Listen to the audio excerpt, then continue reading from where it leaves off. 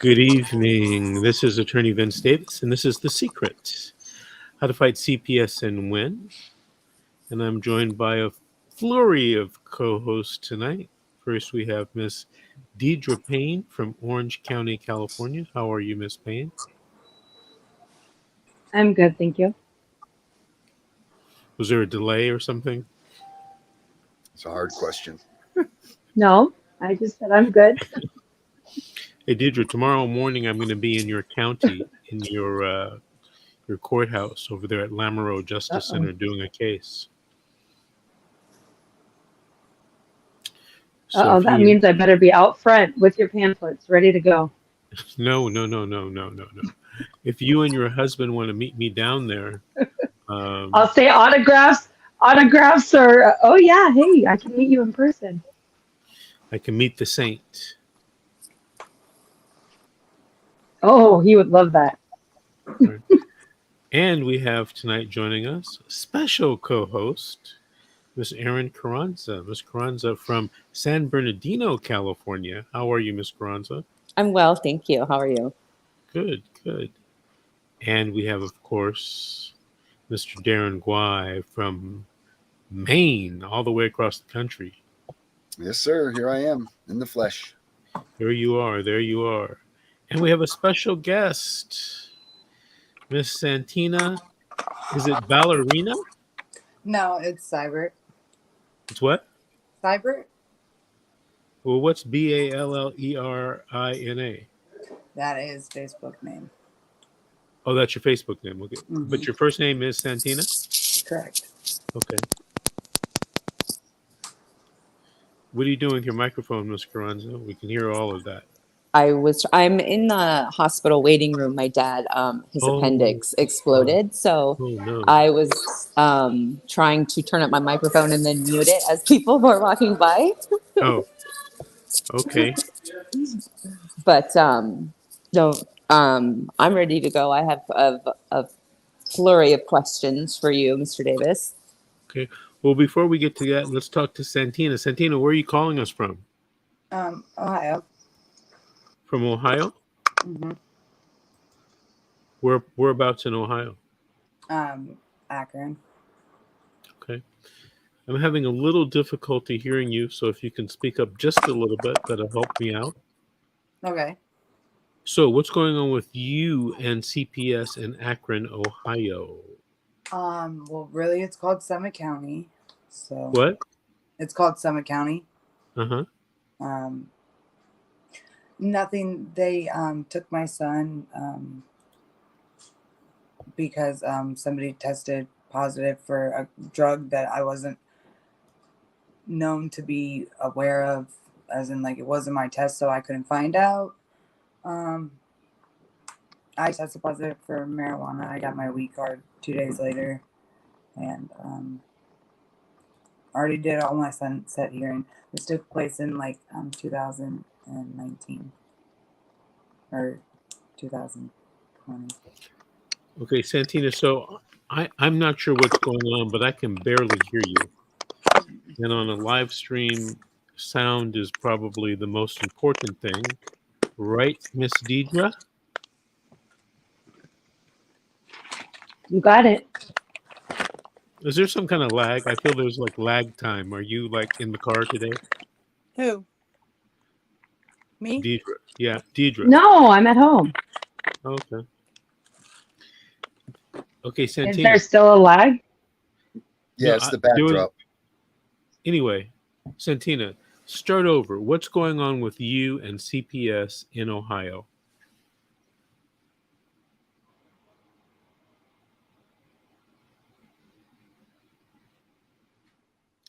Two, three, four, and Santina, what's going on with you and CPS in Ohio? Okay, now she's muted. You're muted.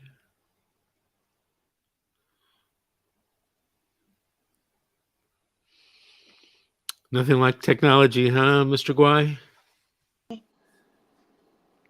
Santina, can you hear me?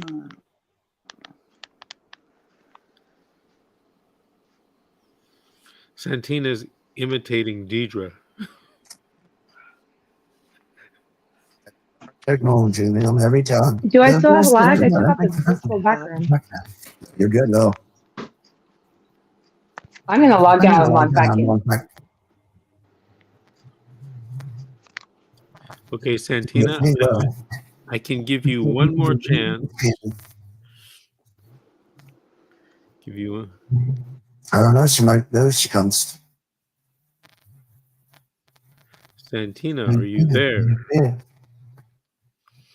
There she's gone. Oh my God. I know. That's so fast. Come and go. Hey, Darren, is something wrong with your voice today? No, why? What do you mean? Oh, it sounded like you were hoarse. I was Trump, actually, but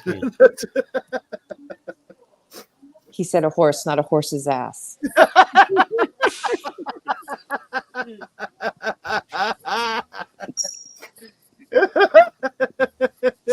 You know, Aaron, we have to be very careful because there's a very high community standard enforcement. I know, but you left that one right open for me. I know. I should have put that layup up there. I'm sorry. Okay, so I'm missing a Deidre Payne and I'm missing Santina, the guest. So that we can do something serious today. Ms. Carranza, you said you had some questions for me. Why don't you shoot with those questions so our viewers can get something out of tonight? So you know how I'm in reunification, and I believe the most important part in your case is when you are being supervised. Now, when you have your supervised visitation, are parents allowed are they allowed to have CFT meetings without the parents present? I know they do all the time, but are they allowed to do it without the parents present? Well, they can have a meeting anytime with or without you. But if the parents aren't present, there's really no purpose of having a CFT meeting. Right, because the point of a CFT meeting is to get everybody on the right page, correct? That's true. And if they have a CFT meeting without you, it's only to cause you hopeful pain in the court by telling the judge, oh, the parent didn't go to the CFT meeting. Right. By the way, and I've argued this many times, there's no requirement for you to go to a CFT meeting. And as a matter of fact, I often tell my clients, don't go without me, because all it is a way to gather information from you that they would not necessarily have received in any other way. And then sometimes to misquote you in the report. So go ahead, sorry. I was going to say my rule is if you're going to go to something like that, it has to be positive. The outcome, you have to know the outcome has to be positive. If the outcome's going to be neutral or negative, there's no reason to go. I had a case today where there was a CFT meeting planned, and the father was told not to attend by his attorney. The mother couldn't attend because of work, and they suggested that I attended in their stay. And CPS was like, yeah, sure, that's fine. She can come in and whatever. And they never sent the link for the CFT meeting, which they usually do not do. And then they straight up canceled the CFT meeting. Now, they just moved their child from one foster home to another. And I was thinking that it's kind of important for the parents to be involved in those CFT meetings when they have relocated the child. And I didn't know if it was a requirement if they can have them without you. No, they can always meet without you. And they meet without you all the time, but they just don't do CFT meeting. Right. And then when you have a judge in dependency court who's clearly biased, is there a way to remove the judge in your case? I know that you can get different social workers, and that's a huge gamble. But with the dependency court judge, is it better just to stick it out, or is there a way to get another judge on your case? Well, the answer to that is very fact specific, meaning it depends from case to case. Mm-hmm. Now, if you have a judge that you believe is biased, your remedy is to make a motion under the Code of Civil Procedure in California to have that judge disqualified. But Mm-hmm. you better make sure that you have the right evidence, because if you make that motion and you have some shitty evidence Mm-hmm. and the motion's denied, Mm-hmm. judge is only human. How are they going to Right. feel about you? I don't know. Right. Now, And I know it's hard to get rid of a judge. You have to do a lot of stuff. Well, here's something that a lot of people don't know. You make the motion and you file it. Mm-hmm. Did you know in California, the motion is supposed to be sent to another county to be decided by a judge in the other county? Well, I complained to the judicial board about my judge in my family law case, and they're opening an investigation on my judge. But I was thinking specifically in dependency court, is it different versus family court? No, it's not. Well, what they try to do a lot of times in dependency court is they try to get you to agree to have another judge in the same building Right. hear the motion, which you Right. can agree to, but that's not the law. No. And in the very rare case, I've heard of judges trying to decide the motion themselves. Mm-hmm. So there is an attorney that I know, a friend of mine, who made a motion. I was on the case with him. I represented someone else, and he represented someone.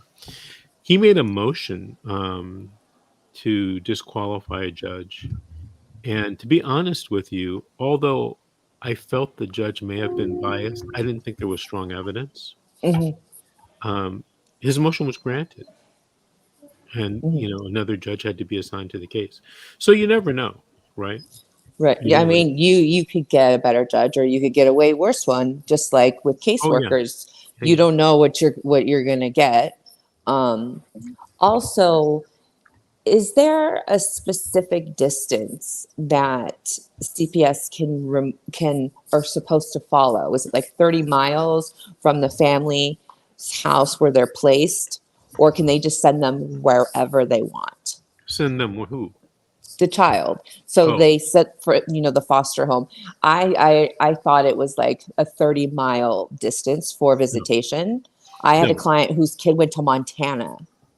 No, as a matter of fact, the rule is, in California at least, and I actually think this is a federal requirement, but it might be the same in other states. I don't know. Mm-hmm. But the rule in California is they have to be placed in the same county. Mm-hmm. And if they're not placed in the same county, they have to get the court's permission, Mm-hmm. right?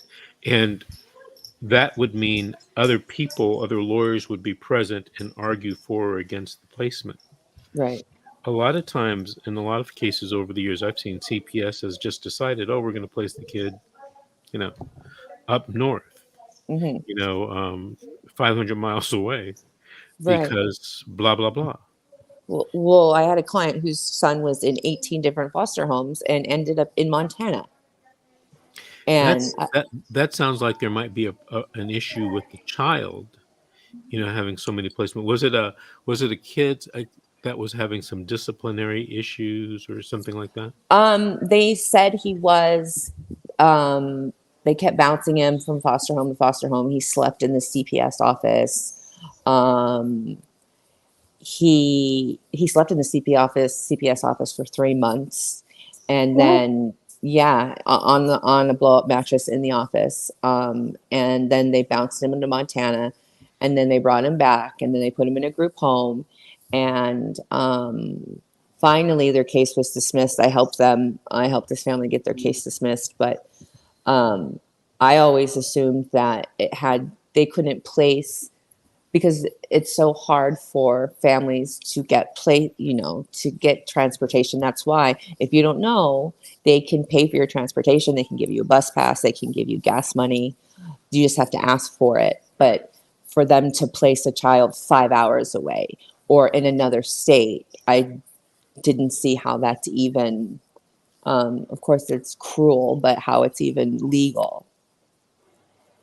And then my next question is, with the delivered service logs, when you know that you're not getting all of them, can you file a motion to compel to get all of them? Or how do you know that you haven't gotten all of them? The only way that you can know is the delivered service logs are actually sent to the federal government, the Department of Health and Human Services, for audit purposes in the future. But you can actually, I've actually seen this done in a case. You can subpoena the computer records for the delivered service logs instead of just getting the paper copies. Right. And I don't put it past some social workers to try to do the old switcheroo on you.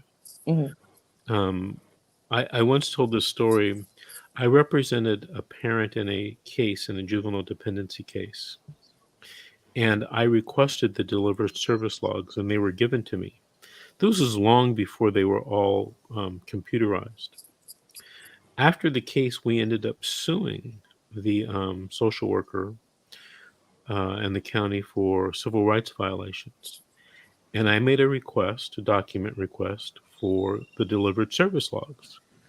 Now, I expected just to receive the same thing that I received before, and I wanted to receive them in that case so that I could use them as evidence in the civil rights case. And lo and behold, I got delivered service logs that were completely different. I remember this. I remember this story. Yeah. And what the social workers and their attorney didn't realize, that I was the attorney that handled the underlying case. So I'm sitting at a deposition with these delivered service logs, like the new ones, and I'm asking questions. And I'm asking all kinds of questions, like, "Oh, when did you prepare this?" Blah blah blah. And when did you prepare this? Blah blah blah. And oh, did you write this within the same 24 or 48 hour period when you entered this into the system? Yes, I did. So then I pull out my delivered service logs.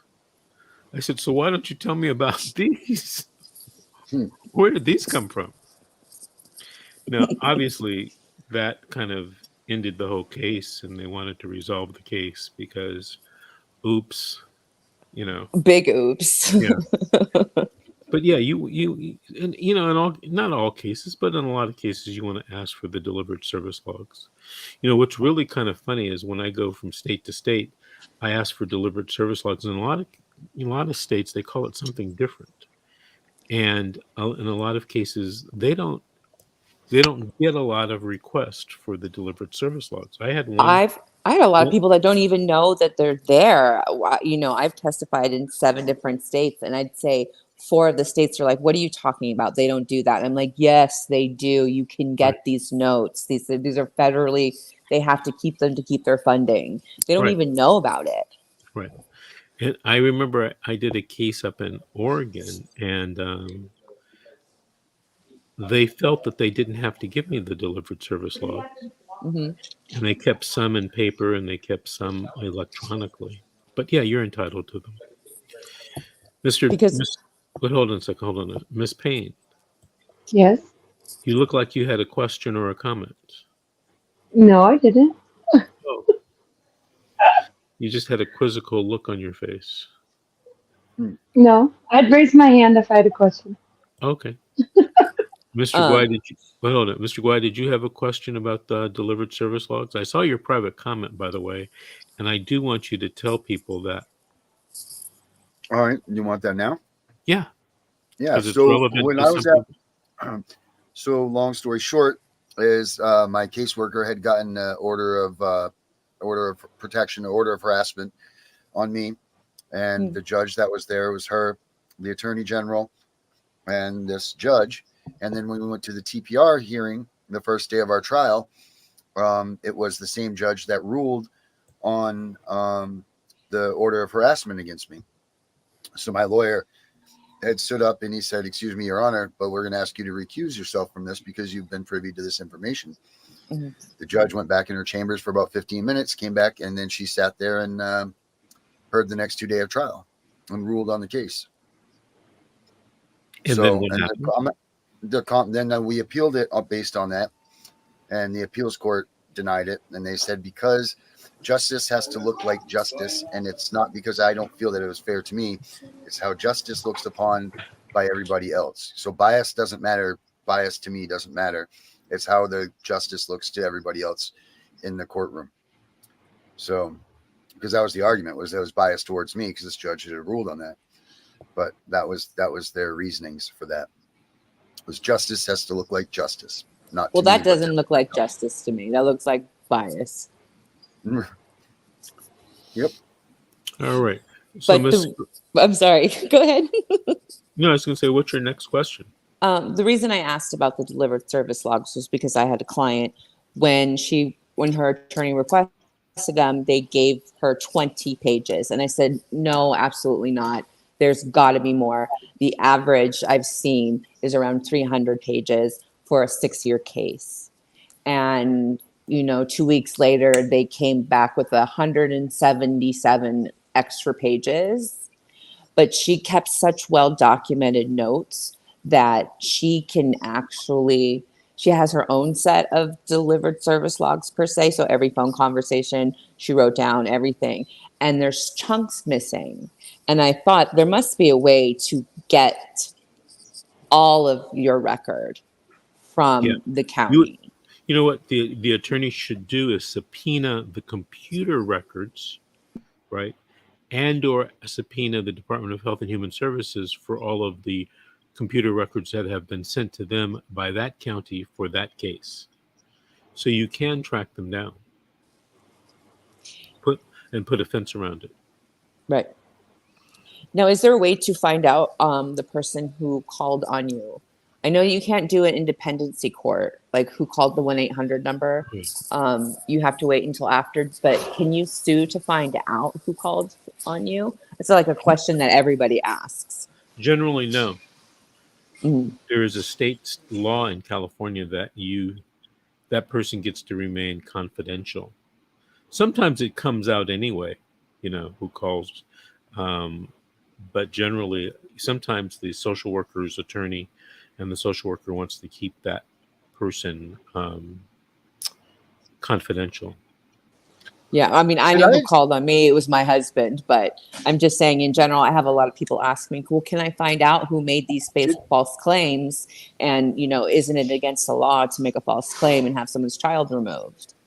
Well, it is against the law. It's proving it. That's the hard part. But if they want to make statements against you for the judge to consider, they have to tell you who it is. Go ahead, Mr. Kwai. Didn't I just hear somewhere that they are now eliminating CPS's response to anonymous calls, and those are to be handled by the police department unless it's a direct contact person that are announcing this? I'm pretty sure I just read this either yesterday or today, that CPS will no longer handle anonymous phone calls because it is so large that they'll have to be taken by the local police departments. Well, I don't think that they're ever anonymous. They tell you, I could call in on Darren Guai and say, this is Vince Davis. Darren's an abusive parent. But when Darren and his attorney go to find out who it is, they can't give you, or not supposed to give you, my name. They record those phone calls as well. But this is how it comes out. When the social worker takes you to court and wants to quote me, you and your attorney get a chance to demand, well, who said this? If you want the judge to consider it, you have to tell us who it is, because we might want to subpoena in Mr. Davis to test his veracity and credibility. Okay, so it sometimes it comes out anyway, but they try to keep it protected. But if it's going to be used against you in a court of law, eventually they're going to have to let you know who it is. And Brian says this: oftentimes you can tell who did it by the context of the report. He's absolutely right. A lot of times you can. I think that's how you found out, Aaron, right? Yeah, it was my husband. Right. But you knew it from the context of the report and what the things that they Right. were saying. Yeah. Right. And then he texted me that he called, and then he told me that he was sleeping with the social worker. So I found out, a double whammy. But yes, you can tell if it's a neighbor because you know what they say, or the environment, or if it's the school. But it just seems to me that a lot of people use the 1-800 number to get even with people, Oh, and absolutely. and people lose their children and families are destroyed, and nothing happens to the person that triggered the phone call, that triggered the investigation. Deidre, do you know who reported you to the social workers? No, technically myself, Okay. because of the situation we were in. We were staying in a family shelter, and I was trying to seek help for my husband and trying to get like some kind of counseling. And then that's when CPS came to interview my kids. And you know how kids are, and they say the slightest little thing. And that's what stemmed my whole case. So, in a way, I guess I kind of reported myself, which kind of stinks because you think that you reach out for help, and then in all honesty, this is where you end up. Right. And that happens a lot. Moms will reach out and be like, you know, I'm trying to work, I can't get to work. And they think that they're doing the right thing by going to the county, because the county dresses it up. I call it, they have like an angel complex. They dress it up to make it seem like they're really there to help you. Like the safety meetings are really there to help you to stop this before it happens. And what end up happening, and always happens, is they In my move case in too, and take your children. I feel like in my case too, now that I know everything that I know, I was 7 months pregnant when this all started. And so to think fast forward where I ended up in technically losing my youngest to Mhm. adoption, I feel like they just saw that I was about to give birth to a new baby, and they wanted that new baby. And that's what they got. I'm sorry to say you're probably exactly right. I mean, I saw a social worker snatch a nursing baby off of a mommy right after she was born. Mommy was literally nursing the baby, and they came in because the hospital called and said that the daddy was cuddling the baby too much, and the daddy didn't have a shirt on with the baby, and he was cuddling the baby too much. Well, that's bonding. That's skin to skin That's skin bonding to that skin, right? is Yep. encouraged right after. And the baby was literally nursing, and they came in and they took the baby. They didn't even let the mom unlatch the baby. They just took her off. And then the mom ended up going into postpartum psychosis because of it. And then they 5150'd her. And she is still struggling because of the trauma of that. Of course, forever. I regained my custody, but I will always carry around the trauma of having my daughter removed falsely without a warrant. It will never go away. My daughter will always be traumatized. My entire family will always be traumatized. They act like it's just 6 months, it's just 12 months, you can get over it. You don't. No. You don't ever get over it, even What with is the best help. What is the safety like in your family now that you have your daughter back? Like for you, the fear of you having your child removed again, and not only that, how does your daughter view you as being that safe haven that she once had? Like you were the rock, nothing could ever happen. I have a lot of clients that are terrified every time the door knocks. Mm-hmm. With me, I'm like, oh, please be CPS. Right.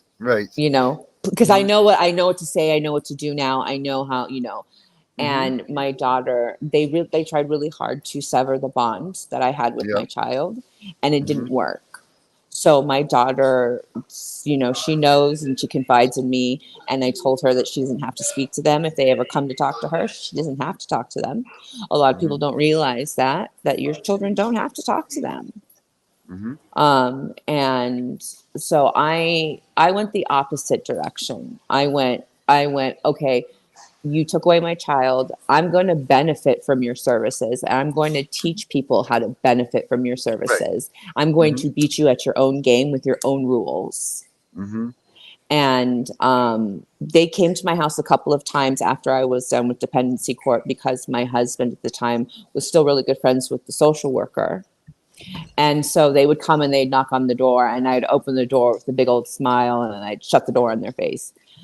And my mother was concerned that doing what I'm doing, I'm opening myself up to harassment by them. She's like, well, you know, they're going to get mad at you and they're going to try to do a case. They're going to try to do this again. And I said, let them. I don't care. Right. You're ready now. I mean, I'm ready now, and I need to keep speaking for parents that are too afraid to speak for themselves. And so I will never shut up. If they wanted me to shut up, they would have given me my child back and I would have went into retail, not this. And now I'm actually thinking about going and becoming a therapist and doing 730 evaluations for people, because they carry so much weight, and you know, it's like a popularity contest. If they don't like you, they're going to write something negative, and I refuse to let that happen. So I was looking into going and becoming a therapist so I could do 730 evaluations for my charity. Is that a bought and paid for position as well? Like, is that there's certain psychiatrists or whatever in California that people are like, oh, don't go to this guy because they're going to just say CPS, that CPS has in their pockets? Is that? Well, I mean, there's a whole industry that specialize in 730 evaluations. You know, you have to have you're supposed to, correct me if I'm wrong, Mr. Davis, you're supposed to have a certain type of degree to do a 730 evaluation. And then if it's like a regular counselor, it's not admissible. Well, you know, 730 is this evidence code statute. And it could be any type of expert. Sometimes experts don't have licenses, depending on what we want an expert in. But generally in the dependency forum, it's usually a psychologist or a psychologist, maybe a licensed clinical social worker, maybe a MFT. But, you know, generally you want to have some type of license before you let people give some type of expert opinion. I was thinking about being a lawyer and a therapist. I was laying down last night. Well, she's going to spend the rest of her life in school. But, you know, I was like, what can I do to, you know, because I'm already a court approved expert witness in California. I can already testify here. I mean, I've testified in 7 states. So it's like, what can I do to combat CPS? We already offer services, parenting classes, drug classes. You know, you can come to us instead of going to the CPS. We have therapists on staff that will follow, you know, your HIPAA and won't violate your HIPAA and tell all your stuff to the therapist and the therapist to your social worker. So I'm like constantly thinking of like, okay, what can I outdo them on? How can I help more parents? Because if you get one person that doesn't like you, I got screwed over, I think, just because of how I look. And I know it's weird to say. What do you mean? I was gonna, how pretty blonde woman? I don't know. I don't know what you're gonna go with that. Yes, well, I'm not being, you know, I'm not trying to be full of myself, but I went in and they expected me to be this dumpster woman. They expected me to be this drugged out, with the way that they were talking about me. They expected me to be some kind of dumpster person. And that's actually what the social worker called me, a dumpster woman. And when I walked into court, I walked in professional. I'm educated. I knew, you know, I didn't know what I was doing, but I presented myself differently. And it rubbed people the wrong way. And I was getting dirty looks all the time. My delivered service logs were always talking about how I looked, my makeup, what I was wearing, what shoes I was wearing. It was all, my wife too. Yeah, it was all very personal.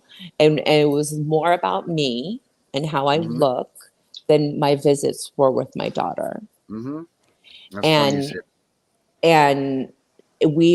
that's one of the things that I help parents with is is presenting yourself in court, because common sense isn't really common, unfortunately, that I found out. And we are judged on how we look as soon as we walk in the door. It's human nature. We can't help it. It happens. It is what it is. So if you're in there and you're in there for, drug charges, don't wear a t-shirt with a pot leaf on it. But I've actually had to say, take that off or turn that inside out.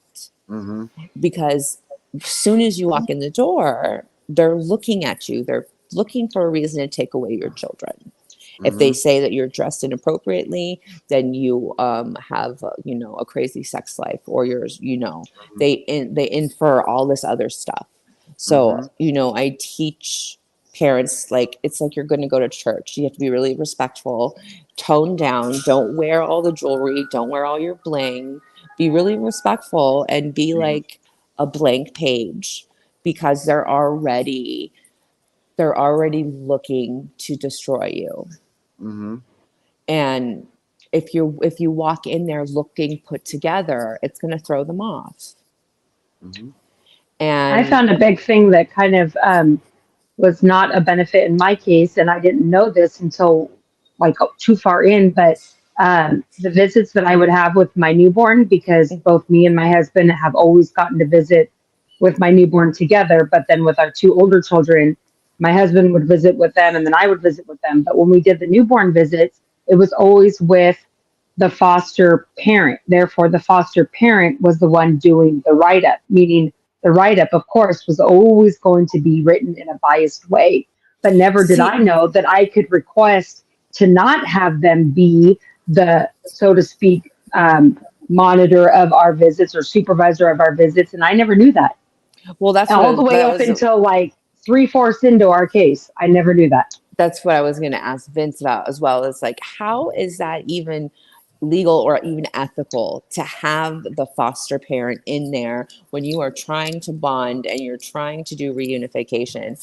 How is that even? Why is that even allowed? Yeah, because your monitored visits are monitored by an adult who the social worker trusts, and sometimes, unfortunately, that is the foster parent, unless you and your attorney object to it. And I think most judges, depending on the circumstances, would agree foster parents should not be monitoring your visits. Now, sometimes the foster parent is a relative, and you go down and you go to the house and visit. Well, they're going to be the monitor. Well, but if it's clear that they're trying to adopt your child, I think that there should be some kind of line that it's like, foster parents, they're stopping missing visits. They're trying to break the bond. They're having the kid call you Janice instead of mommy. And I was in a TPR hearing, and they gave this mother 30 minutes to say goodbye to her baby forever.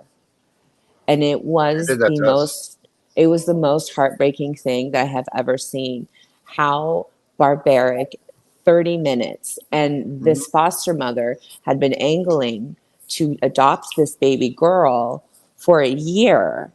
And I feel like, not just me, but the foster mother was writing reports and doing all these things and saying that the baby was acting out just to get the baby. And I feel like if it wasn't the foster mother supervising, then she wouldn't have gone to CPR. Aaron, sorry to interrupt you. Mr. Davis, I sent you a chat. My kids are actually calling me and I don't get that very often. So I'm going to go ahead and leave early if that's okay. Okay. See you later. They go to bed by 8. So this is probably the only chance they'll call me today. So, okay. I'll see you tomorrow. Bye, everyone. Bye-bye. We lost the guests. Now we lost Miss Payne. I just had such a great question. I don't remember what it was, though. It just seems, it might not be illegal, but it seems immoral, and it just seems cruel to try to bond with your baby while the foster parent is there. And then you have to say goodbye and the foster parent's taking the baby away.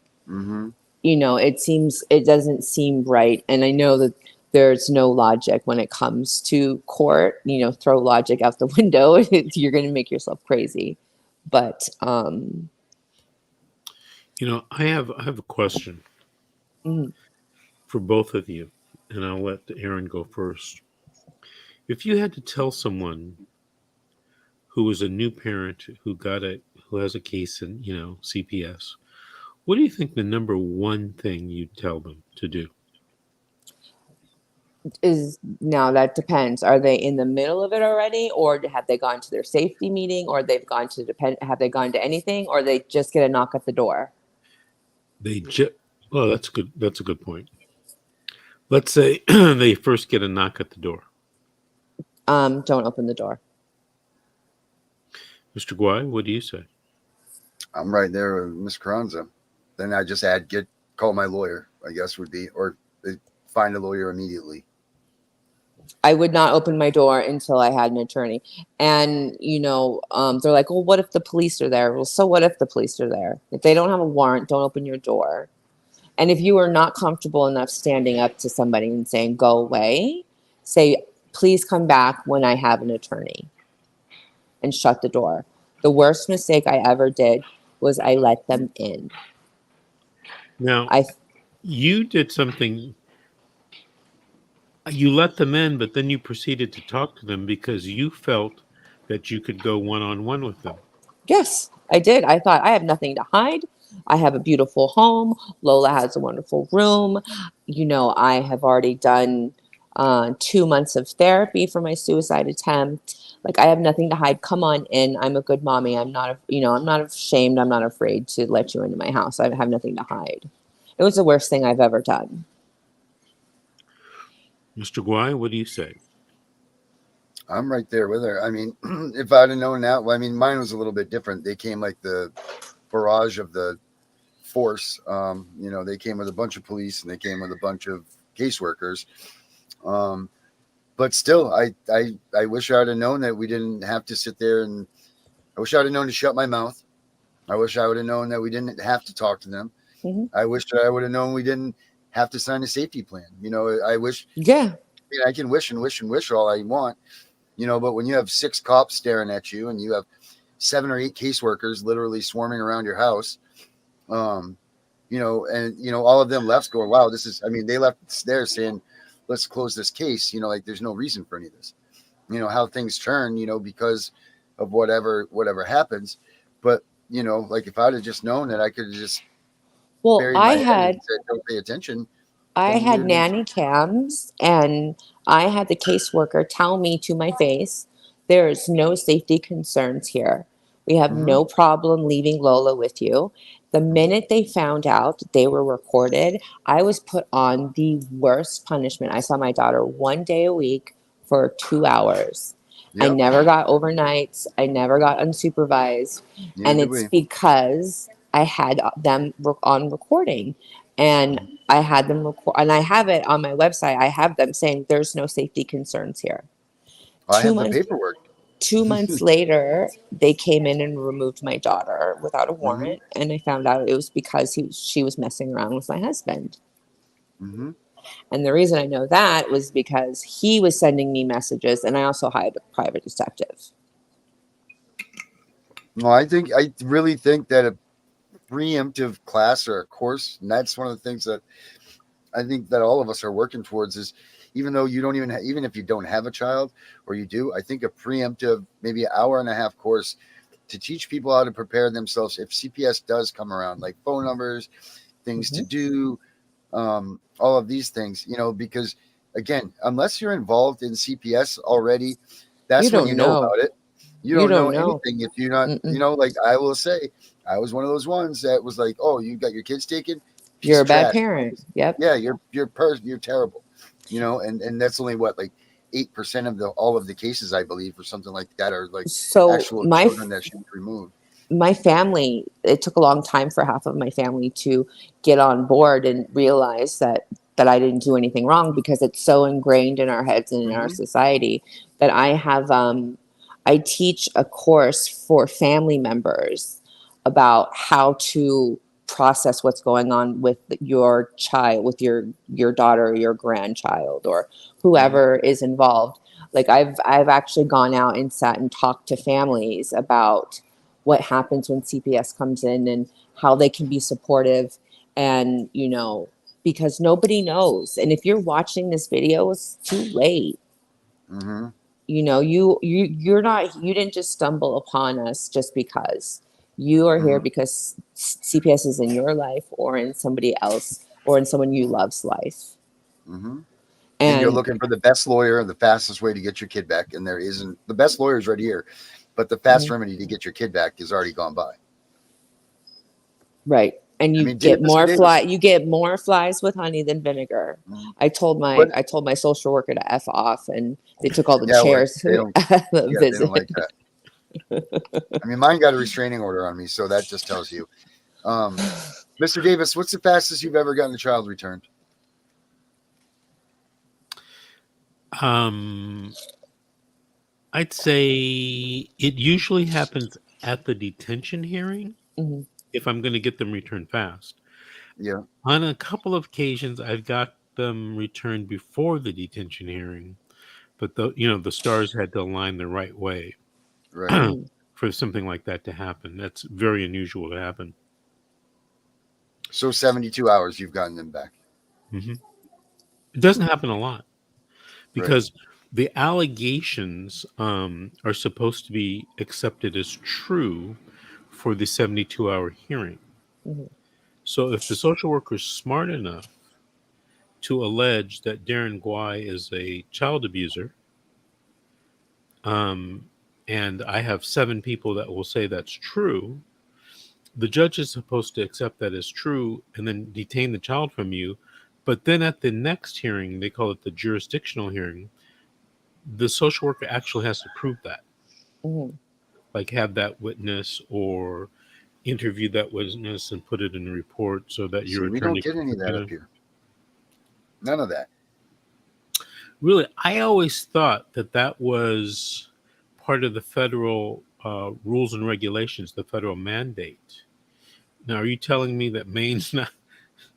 You don't get a hearing. Do you see all the news on me? No. What I'm telling Maine, this is how it went: 72-hour hearing, which is my attorneys had. My wife and I, both of us had attorneys. They said nope, we're not doing that because we don't want it to hurt down the road. Then it went to a jeopardy hearing.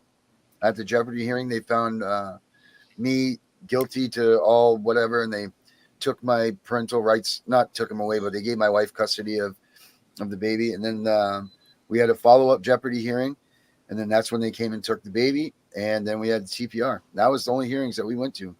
That was all that we had. You weren't given family reunification services for 6 to 12 months? We were given reunification services right up to the day of TPR. They even said at the TPR hearing that reunification was still the goal, which how can you do that when you're TPRing us? Well, how many months of reunification services did they give you? I think it was 9 months. It wasn't, because it definitely wasn't a year. 9 months. No, you might have even been less because they had to push the 6 months to get the abandonment. It was very fast. Interesting. Yeah, it was all very fast. Of course, it didn't seem like it at the time, Right.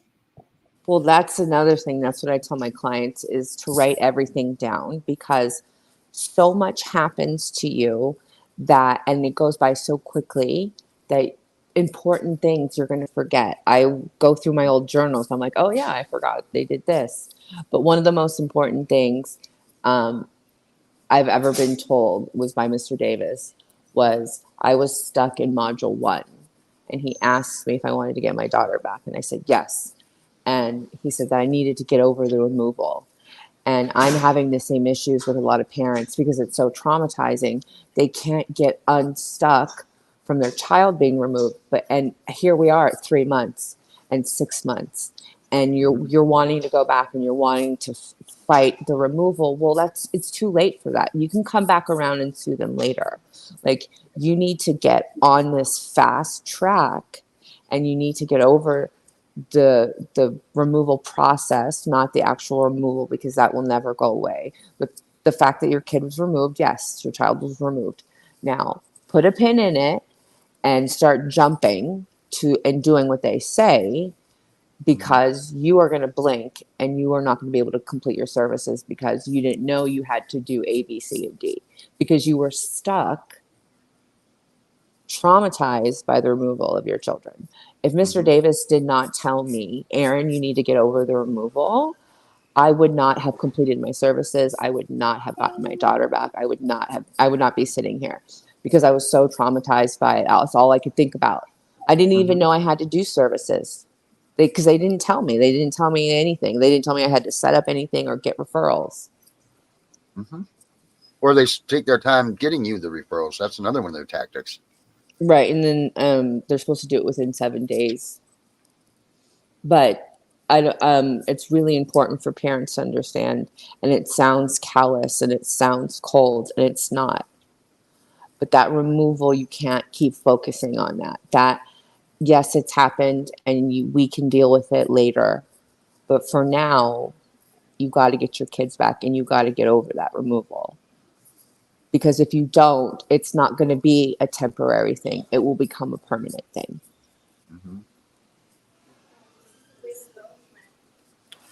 Mr. Guai, we're moving towards the end of the show. We're running out of time. Anything you want to ask or comment on for this evening?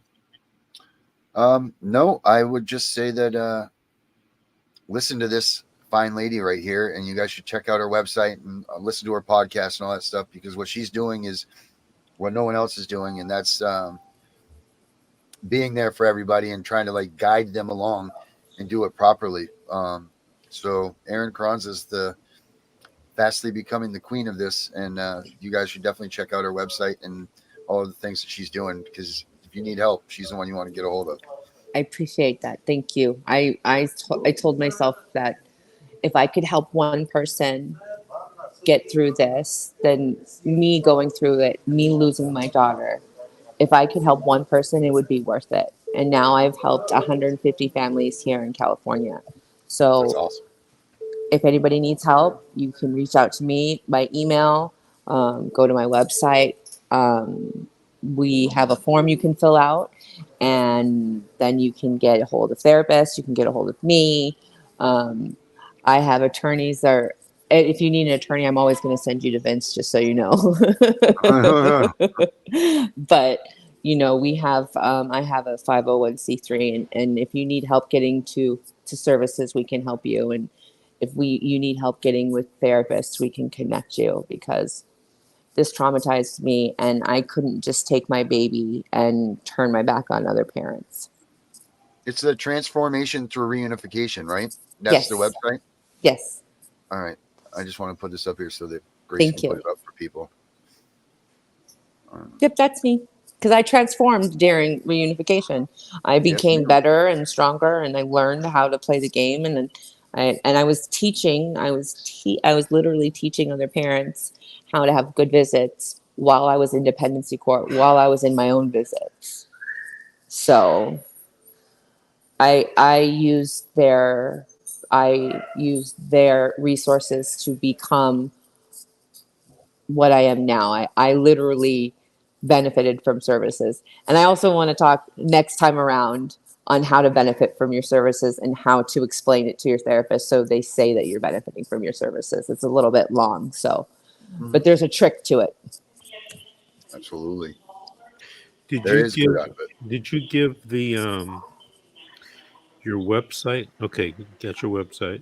Yes. Yep, we put it right there for you. Did you put your telephone number in there? I did it for her.